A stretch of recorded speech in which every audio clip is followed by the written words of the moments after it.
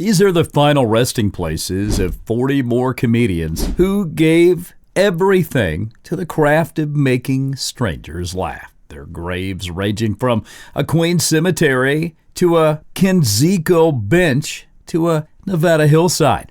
Each one the last address of a talent the world used up and then mourned losing. Zero Mostel was buried after he died from an aortic aneurysm on September 8, 1977 at the age of 62, collapsing in his dressing room during Broadway rehearsals in Philadelphia and dying at Thomas Jefferson University Hospital that evening.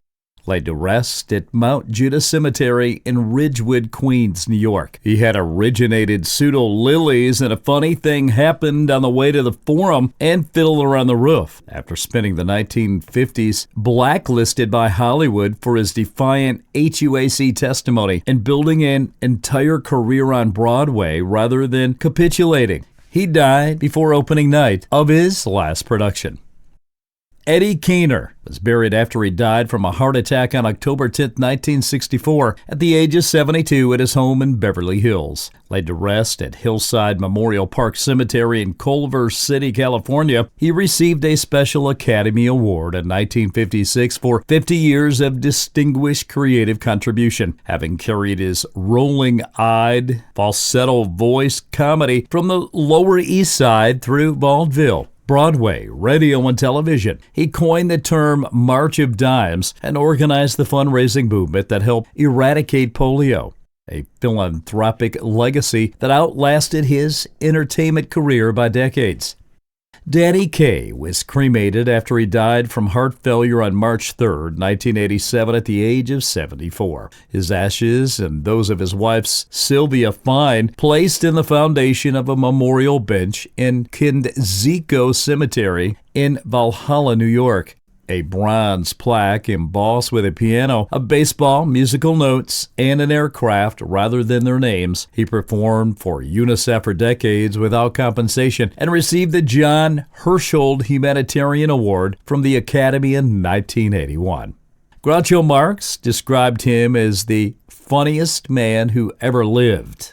Peter Sears was buried after he died from a heart attack on July 24, 1980 at the age of 54 at the Middlesex Hospital in London. His ashes interred at the Garden of Remembrance at Goldsers Green Crematorium. He had requested that Glenn Miller's In the Mood be played at his funeral because he despised it, wanting no false sentiment about his passing. He created Inspector Clouseau, Dr. Strangelove, Miss Anne, President McKin Muffley in the same film and was considered one of the 3 or 4 most gifted comedic performers of the 20th century. He was 54 years old. My Amsterdam was buried after he died from a heart attack on March 28, 1996 at the age of 87, laid to rest at Forest Lawn Memorial Park in Hollywood Hills, California. The comedian who played Buddy Sorrell on The Dick Van Dyke Show had been performing in nightclubs and on radio since the 1930s, and his quick-fire joke delivery influenced an entire generation of television comedy writers who studied his timing as a technical model. He claimed to have memorized more than 50,000 jokes across his career, a number no one who worked with him thought was an exaggeration. Jack O'Kay was buried after he died from heart failure on January 23, 1978 at the age of 74. Laid to rest in Valhalla Memorial Park in North Hollywood, California. He received an Academy Award nomination for Best Supporting Actor for his performances as the Mussolini character Benny Napoloni in Charlie Chaplin's The Great Dictator in 1940. One of the most satirical comic performances in Hollywood's history. His double take, developed in vaudeville and honed across hundreds of stage performances, was so well regarded that it was referenced by name in comedy textbooks published during his lifetime. Harry Langdon was buried after he died from a cerebral hemorrhage on December 22, 1944 at the age of 60. Laid to rest at Inglewood Park Cemetery in Inglewood, California. The silent film comedian whose childlike passive screen persona had placed him alongside Chaplin, Caton B., and Lloyd as one of the 4 great silent comedians that saw his career destroyed in 1927 when he took creative control of his own films, a decision from which he never recovered professionally. He spent his final 15 years in minor supporting roles, and his direct influence on Jerry Lewis was acknowledged by Lewis repeatedly throughout his own career. Lou Costello was buried after he died from a heart attack on March 3, 1959, at the age of 52, laid to rest at Calvary Cemetery in East Los Angeles, California. His bewildered, childlike panic provided the emotional center of one of the most commercially successful comedy partnerships in entertainment history, and the Who's on First routine. He and Bud Abbott performed hundreds of times, has been voted the greatest comedy sketch of all time in multiple polls. Abbott was cremated and scattered, leaving Costello the fixed point of a partnership that had always needed one. Fanny Brice was buried after she died from a cerebral hemorrhage on May 29, 1951, at the age of 59. Laid to rest at Beth Olem Cemetery in Hollywood, California, the Ziegfeld Folly star and radio comedian whose Baby Snooks character ran on CBS from 1938 until her death had been one of the defining comic performers of the first half of the century. Her career spanning vaudeville, Broadway, radio, and film across 5 decades. Her story was dramatized in the musical and film Funny Girl with Barbra Streisand, introducing her name to a generation born after her death.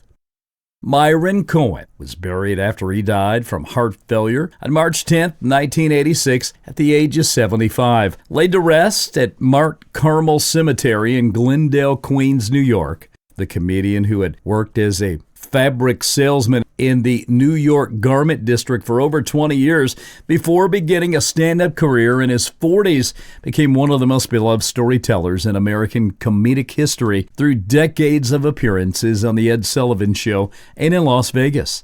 He learned timing not in comedy clubs, but in department store showrooms, where the sales required the same discipline as the punchline. Señor Wences was buried after he died from natural causes on April 20th, 1999, at the age of 103.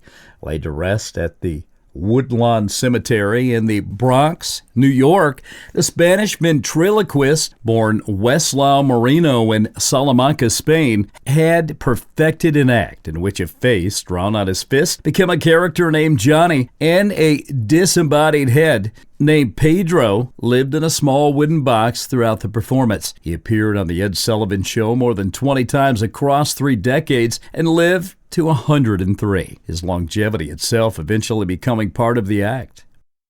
Totie Fields was buried after she died from a pulmonary embolism on August 2, 1978. At the age of 48 at Sunrise Hospital in Las Vegas. Laid to rest at Mount Sinai Memorial Park in Los Angeles, California, she had survived a leg amputation caused by phlebitis 2 years before her death and returned to performing in Las Vegas while still on crutches, bringing to her work a willingness to mine her own suffering for material at a time when female comedians were expected to minimize rather than amplify the difficulties of their lives. She broke barriers for larger women in comedy and for women who refused to make themselves smaller. Next up, Stubby Kaye was buried after he died from lung cancer on December 14, 1997, the age of 79. Laid to rest at Forest Lawn Memorial Park in Glendale, California. He originated Nicely Johnson in the original Broadway production of Guys and Dolls in 1950. Delivering Sit Down, You're Rocking the Boat, and what critics call the best single performance of the show's original run, and appeared in the 1955 film version of Cat Ballelu in 1965. His exuberance and his complete absence of self-consciousness made every scene he was in feel slightly larger than it had been before he walked into it. Jesse White was buried after he died from heart failure on January 9, 1997, at the age of 79. Laid to rest at Woodland Memorial Park in Santa Monica, California, the comedian and character actor best known to Americans as the lonely Maytag repairman in the television advertisement from 1967 to 1988, a role he played for 21 years. Had been a stand-up comedian and stage performer before becoming a television regular. His deadpan loneliness in those appliance commercials produced one of the most distinctively melancholy figures in American advertising history. A man who wanted nothing more than to be needed. If you enjoyed this video, we encourage you to like and follow this YouTube page. Thanks for listening. Stick around, we've got more coming up.